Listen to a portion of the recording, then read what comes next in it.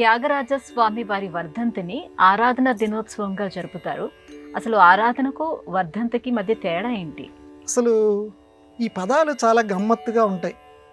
వర్ధంతి, జయంతి, ఆరాధన. ఇప్పటికీ వర్ధంతి అనే పదాన్ని కొన్ని చోట్ల పుట్టినరోజు అని వాడతారు. మరి చాలామందికి తెలుసో తెలియదు. వర్ధంతి అంటే మనందరం ఏమనుకుంటామంటే వారు పెద్దవాళ్ళు ఎవరైనా చనిపోయినటువంటి రోజుని మనందరం కూడా వర్ధంతి అంటాం. కానీ ఇప్పటికీ శృంగేరి పీఠం ఇలాంటి పీఠాల్లో వర్ధంతి అంటే అక్కడ పుట్టినరోజు అని రాస్తారు. ఇప్పటికీ వాళ్ళ పంచాంగాలు మనం చూడొచ్చు. అంటే లోకంలో రాను రాను కొన్ని పదాలు ఏంటంటే జనుల యొక్క వ్యవహారంలో కొన్ని అర్థాల్లోనే స్థిరపడతాయి. వాటికి అర్థాలు వేరే అయి ఉండొచ్చు. వర్ధంతి అంటే పుట్టినరోజు అని అర్థం ఉండి ఉండొచ్చు. కానీ వర్ధంతి అంటే చనిపోయిన రోజు అనేటువంటి అర్థమే లోకంలో స్థిరపడిపోయింది. అయితే త్యాగరాజస్వామి ఇలాంటి వాళ్ళు సమాధి చెందిన రోజు, వాళ్ళు చనిపోయిన రోజు అని అనం మనం. ఎందుకంటే వాళ్ళు మహాపురుషులు. కాబట్టి మహాపురుషులు చనిపోయిన రోజున మనం ఏమంటామంటే సమాధి చెందారు, వాళ్ళు శివైక్యం చెందారు, ఇలాంటి పదాలు వాడతారు మన సంప్రదాయం తెలిసినటువంటి వాళ్ళు. ఈ మహాసమాధి చెందినటువంటి రోజు, ఆ పుష్య బహుళ పంచమి ఏదైతే ఉన్నదో అప్పుడు ఆరాధన అంటారు. ఆ వర్ధంతిని అంటే ఆయన చనిపోయినటువంటి లేకపోతే సమాధి చెందినటువంటి రోజుని ఆరాధన అంటారు. ఎందుకండి ఆరాధన అనే పేరుతో పిలుస్తారు? ఒక త్యాగరాజ స్వామి వారికే పిలుస్తారు, ఇంకొక అన్నమయ్యకి ఆరాధన అని అనరు. లేకపోతే ఇంకో మహానుభావుడు ముత్తుస్వామి దీక్షితారు వారికి ఆ సమాధి చెందిన రోజు ఆరాధన అనరు. ఒక్క త్యాగరాజస్వామి వారికి మాత్రమే త్యాగరాజస్వామి ఆరాధన ఉత్సవాలు అంటారు. ఆ తిరువాయూరులో చక్కగా పంచరత్న గోష్ఠి జరుపుతారు. ఆ రోజు ఎక్కడెక్కడి నుంచి ప్రపంచం నుంచి గాయనీమణులు, గాయకులు అనేక మంది వచ్చి ఆ పంచరత్నాలని ఆలాపిస్తుంటారు. ఎందుకని ఇలాగా? ఆయనకే ఆరాధన ఎందుకు? ఆరాధన అంటే పూజ, సేవ అని ఇలా అర్థాలు. రమణ మహర్షిని ఇదే ప్రశ్న అడిగారమ్మ. అడిగితే ఆ మహానుభావుడు జవాబు చెప్పాడు.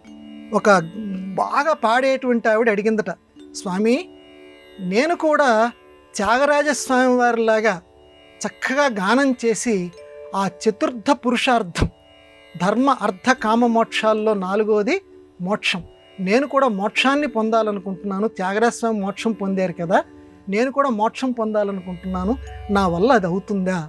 ఎందుకంటే నేను కూడా బాగా పాడుతున్నాను స్వామి అని అంటే ఆయన నవ్వారట. రమణ మహర్షి నవ్వి అన్నారట, తనకి ఉన్నది ఆయన పాడాడు. ఆయన పదాలు చాలా జాగ్రత్తగా మాట్లాడతారు రమణ మహర్షి.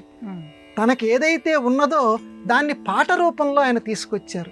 అంటే తనకు ఉన్నది ఆయన పాడారు, వేరే ఆయన పొందలేదు. తను పొందిందేదో దాన్ని పాటలో ఆయన పెట్టాడు. అందువల్లే త్యాగరాజస్వామి కీర్తనలు అంత ప్రాముఖ్యం ఉంది. పొందినదేమిటి? భగవంతుడి యొక్క అనుభూతి ఏదైతే ఉన్నదో తను పొందాడు.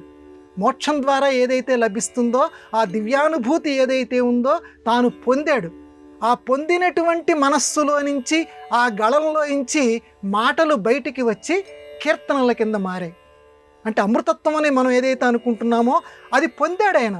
పొందిన దాన్ని పాటల్లో పెట్టాడు, పాడాడు. కానీ నువ్వు పొందాలి అని అనుకుంటున్నావు. చాలా జాగ్రత్తగా చెప్పాడమ్మ ఆయన. పొందాలి అని అనుకునేదానికి, పొందిన దాన్ని మాటల్లో పెట్టడానికి రెండిటికి మధ్య తేడా ఉంది కదా అని రమణ మహర్షి త్యాగరాజస్వామి వారి యొక్క గొప్పతనాన్ని ఎంత గొప్పగా ఆవిష్కరించారు మహానుభావుడు. కాబట్టి తాను పొందాడు, ఆ దివ్యానుభూతిని పొందాడు. అందువల్లే త్యాగరాజస్వామి వారికి మాత్రమే ఆ దివ్యానుభూతిని మాటల్లో ప్రవహింపచేశాడు. అందుకే త్యాగరాజస్వామి వారి యొక్క ప్రతి కీర్తనలో ఉన్నటువంటి ప్రతి పదము కూడా ఆ అమృతత్వ భావాన్ని మనకు ఆవిష్కరింపచేస్తుంది. తాను పొందిన దాన్ని లోకానికి మనకు కానుకగా ఇచ్చాడు. అందువల్ల ఆయనకి ఆరాధన చేస్తాం. అందుకే ఆ మహానుభావుడికి మనం పూజ చేస్తాం, సేవ చేస్తాం. స్వామి నువ్వు పొందినది నువ్వు మాటల్లో పెట్టావు, మేము కూడా నిన్ను ఆరాధిస్తున్నామయ్యా, మాకు కూడా అది కలగ చేయవయ్యా అని అందరం కూడా ఆ పంచరత్న కీర్తనల్ని ఆ రోజు అందరూ సంగీతం వచ్చినవాడు రానివాడు అందరూ కూడా ఆ త్యాగరాజస్వామి వారికి పూజ చేసుకుంటారు. అందుకే ఆరాధన అనేది ఆ రోజు విశేషంగా మనం జరుపుతాం.